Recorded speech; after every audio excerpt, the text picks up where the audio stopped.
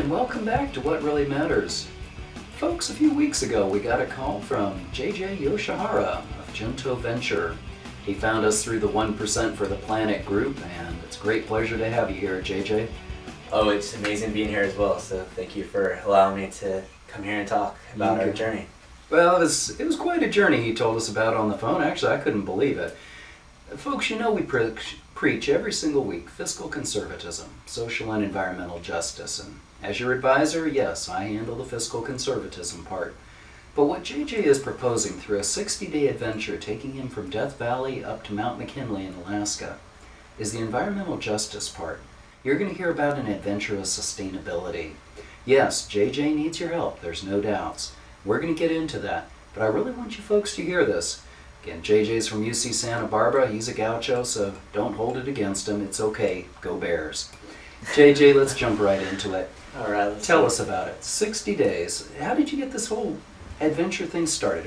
What was the inception to this?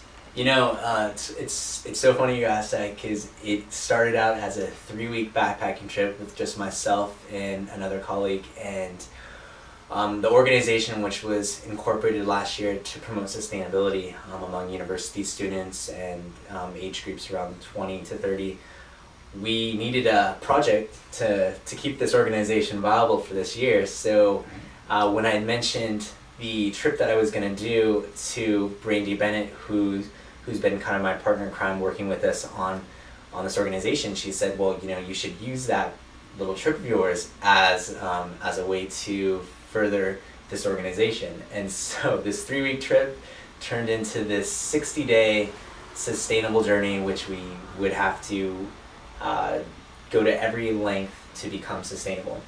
Now, folks, you can check out some details on this at juntoventure.org. That's JUNTO venture.org.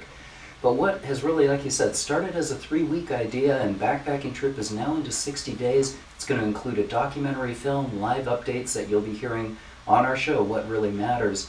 You can actually follow along this journey. And it is really an adventure, I would say, JJ, in sustainability. Why are you doing this, though? What's the larger message? What do you want people to learn? You know, I've been, for the longest trying to figure out ways to become more eco-friendly myself, and also inspire other people to care about the environment. And you know, every day you live your life, and it's not so often that you like kind of just step back and you think about everything you're doing, as far as the stores that you shop at, the cars you drive, the clothes you wear.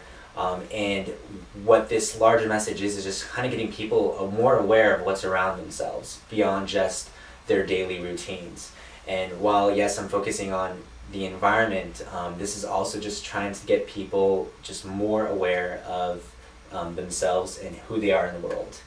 And folks, this isn't just a young person's thing. I know JJ mentioned his group was started with an idea of creating a sustainability movement among those who are age 20 and 30, but you know, as old as I am, and we won't get into that topic, you know, sustainability is something we try to do as well, from the recycling to the reusing to what have you. But yeah, you know you're old when you lose a pillow fight to your kid. Boy, that's pretty sad. Where will this adventure take you? Well, immediately it will take us to Mount McKinley, and we'll be attempting to summit the climb as we're trying to go from the lowest point in North America to the highest. So you're starting in Death Valley. We're starting in Death Valley, and just as a kind of like a little theme to it, just making it a little more marketable, so that we can not only get the message out, but also make it entertaining as well. So that's kind of the reason behind that. And what is the final goal of the project? The final goal of the project is to market and inspire a movement of sustainability that we haven't seen before. You know, we've seen people in the past preach about living more sustainably or caring about environmental issues, but we're trying to do something a little different in the sense that we're trying to market a trend of eco-fashion, eco-living, so that it's not only you're doing a great thing, but it's almost cool to be eco-friendly. And we're making it convenient. We're showing people that they can utilize the things they have right now in their own homes, and and utilize that in such a way that it will be more beneficial for the earth. Well, let's dive into the details. How are you going to be sustainable on this journey? What sort of products are you going to be using? How will those products make you sustainable? What will you do to make sure you leave very little impact on the earth as you make this 60-day trek? Yeah, it's been a struggle trying to figure out what we could do that would be more sustainable. Now, as far as our clothing, all the clothing that we're bringing with us is made out of, if it's natural fibers, it's going to be USDA organic, like cottons. We also have some shirts and clothing that are made out of bamboo, which is a kind of a new renewable synthetic material that's started to get on the market. Okay. Also, for the polyesters and the different plastics that we're going to be using on our clothing, they're going to be made out of recycled fibers, recycled polyesters. And there's some other little tweaks, like on our footwear we have like recycled rubbers or sandals made out of tires. Wow. So yeah, there's a lot of different little things that we can do, and that's just for clothing. For food, it has to be USDA organic. Mm-hmm. For hygiene products, we're looking at biodegradable products that are not made from animals, or it's non-toxic. And for, gosh, what else is there? For the transportation, we can get into that in a second. Yeah, that's kind of a... But you are looking at buying like carbon offsets, the green tags, is that right? Mm-hmm. Yeah, that is right. Transportation, we have definitely had a struggle with that, because they're really, I mean, with all the different sources of alternatives to go at besides gasoline vehicles, it's really not practical with where we're going. In Alaska, it would be one thing lucky to find gas stations, yet alone like fast food restaurants to utilize oil, because we were thinking about doing vegetable oil. Oh yeah, biodiesel sort of thing, yeah. Uh-huh. And it's just not practical for our use, and then we thought, well, what about a hybrid? But a hybrid vehicle is very expensive, and we're trying to appeal to the average American Canadian. Mm-hmm. And most Americans can't afford a hybrid, and it's not convenient really to just go out there and convert your car to vegetable oil. Makes sense. So we're going to have a regular vehicle that anyone would have out there with gasoline, and what we're doing to offset it is by green tags. And that's what we're doing, and so we're showing that anybody could do this. And that really, I think, is the larger point here, folks. You can see through his efforts that he's really proving this point. Sustainability is the here and now, and it is doable. But certainly it takes effort, discipline, takes a little bit of thought.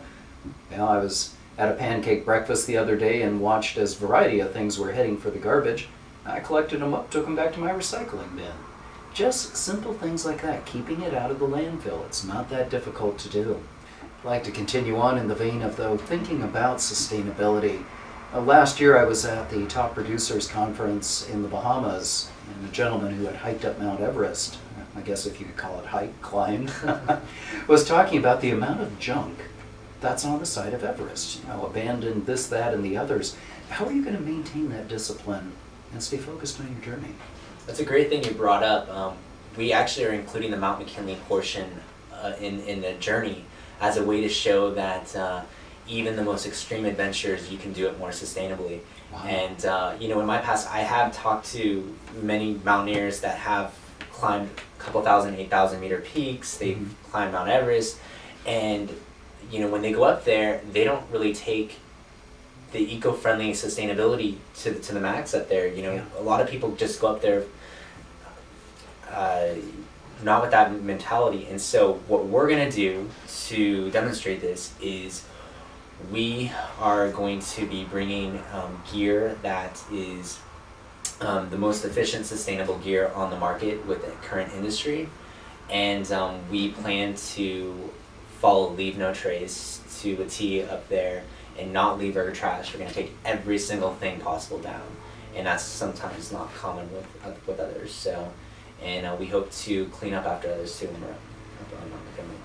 Well, it is a highly commendable goal. I've got to say, JJ, as a lifelong Boy Scout and supporter of the program, Leave No Trace certainly has a near and dear spot in my heart.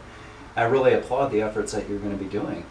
In our next segment, we're going to be talking with JJ about the people who will be joining him, some of the challenges that the group is facing, as well as what you, the listeners, can do